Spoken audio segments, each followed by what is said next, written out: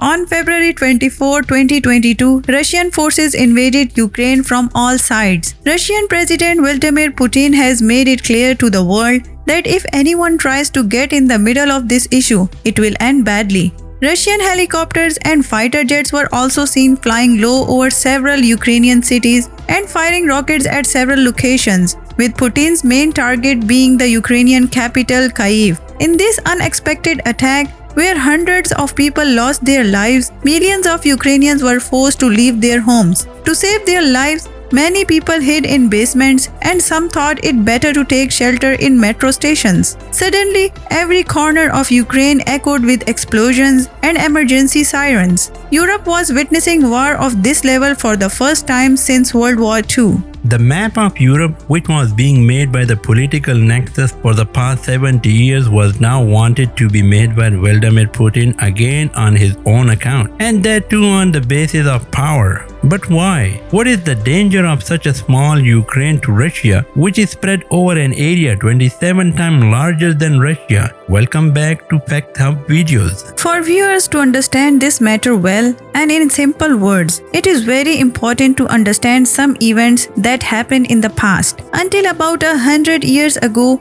Ukraine used to be a part of Russia. This entire area was under the rule of the Romanov family for the last several centuries. In the early 1900s, the people got tired of their Russian king, and finally when the tolerance ran out, in 1917, the Russian Revolution overthrew the Romanov dynasty and overthrew the Russian Empire. And now it was time to form a new government here. In the process of creating this new government, the Russian Revolution fought among themselves and the whole of Russia fell into a civil war. When the war ended in 1922, 13 separate republics including Russia and Ukraine merged to form the Soviet Union. The Union of Soviet Socialist Republics, or the USSR Ukraine, having only 5 years of independence from the Russian Empire, it was now a part of the USSR. For them, it was like a bird being taken out of one cage and put into another. Well, time passed and USSR became more powerful day by day. After World War II, USSR hold in this area became stronger. One part of Europe was under the control of the Soviet Union, while the other part was under the control of Western powers, including the United States of America and UK and Canada. World War II was over, but the political rivalry between the United States and Soviet Union continued within, and the main reason for this rivalry was the very important difference between these two powers. The difference was that the Soviet Union had built a communist government on its side. That is,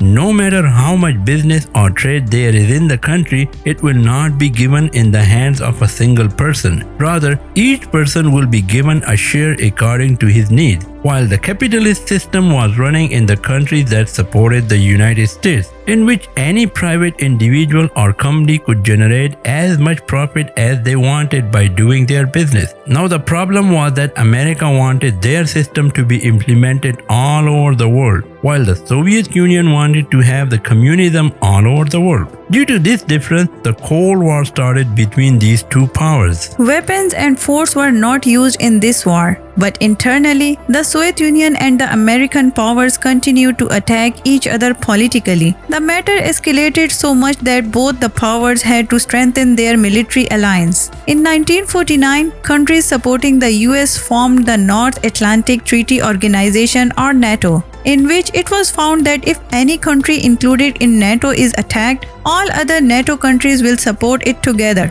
The formation of NATO was dangerous for the Soviet Union in every way, because if all the NATO countries could defend each other, they could attack the Soviet Union together. When the Soviet Union saw this power of NATO, they also signed a similar agreement among themselves, which was called the Warsaw Pact. These two powers formed organizations to protect each other, but internally the Cold War was still going on because there was such a difference in ideology between the two. For 42 years, this Cold War continued, in which the target of both the power was to weaken each other, and eventually one side had to be weakened. In 1991, republics such as Ukraine sought to secede from the Soviet Union, meaning that separate republics within the USSR now wanted to become independent countries. The Soviet Union, which was made up to 15 republics, now split into 15 separate independent countries, and along with it, the Warsaw Pact that was created by them evaporated. Ukraine was finally able to become an independent country again. The countries that had gained independence from the Soviet Union could now make their own decision, so they first threw out the communist government that had been imposed on them. Russia, which was previously strong because of the Soviet Union, has now become weak in the eyes of the world. On the other side, despite the end of the Cold War, the alliance of the Western powers did not miss the mark, but their strength only increased. Poland, Czech Republic, and Hungary, three countries that gained independence from the Soviet Union in 1999, turned the corner and joined NATO. The trend of joining NATO increased day by day, and in 2004, 7 more countries joined NATO. That is, the republics that were earlier supporting Russia now became part of the NATO alliance. This was the time when Russia's border came face to face with NATO for the first time. Now there were only 3 countries left that did not join NATO: Belarus, Ukraine, and Georgia. Among them, Ukraine and Georgia wanted to join NATO for a long time, but this was not digested by Russia. At the same time, Russia threatened that if these 2 countries also join NATO, its access to the Black Sea can be stopped at any time. Viewers, let us tell you here that after the US and Saudi Arabia, Russia is the 3rd largest country in the world that produces oil and gas and exports it to the international market through the Black Sea. And that was the reason Russia was opposing Ukraine and Georgia joining NATO. But Ukraine's desire to join NATO continued. Not only that, but in 2013, Ukraine also wanted to join the European Union. It should be remembered that the president of Ukraine at that time was Petro Poroshenko, who was considered a friend of Russia and quite corrupt. Just when the time came to sign a deal with the European Union, the president of Ukraine took huge money from Russia in the name of bailout package and refused to sign a deal with the European Union, saying that Ukraine belongs to Russia. If it is said that Russia bribed the president of Ukraine to not join the European Union, it will not be wrong. When this news came to the media, thousands of Ukrainian protesters took to the street.